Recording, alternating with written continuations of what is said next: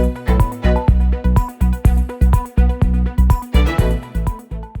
today's news, we look at the significance of the story Jesus feeding the 5,000.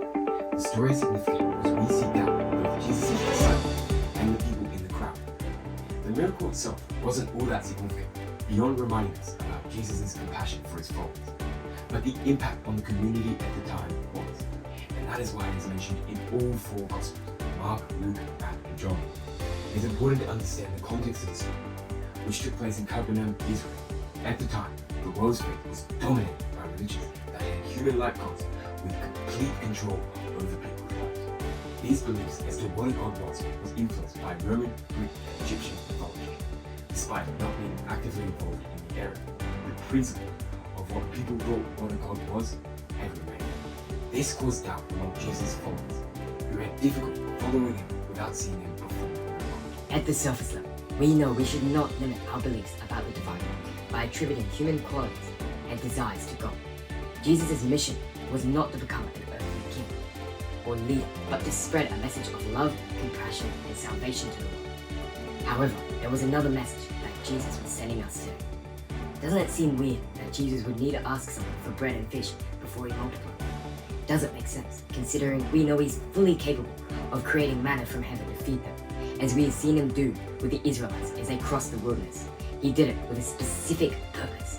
That was to remind us that the small contributions that people made with just 5 pieces of barley bread and 2 small fish, the generosity amplified with Jesus' love fed the crowd.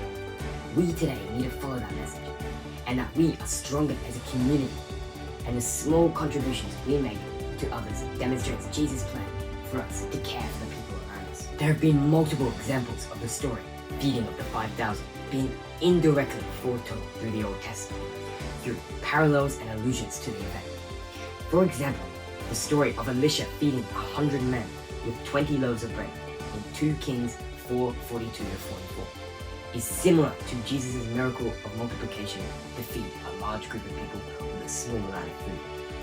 Additionally, the prophecy of a coming Messiah in Isaiah 25:6-9 speaks of a future time when God will provide a feast for all nations, which can be interpreted as a foreshadow as well to Jesus' provision of physical and spiritual nourishment in the feeding of the 5,000.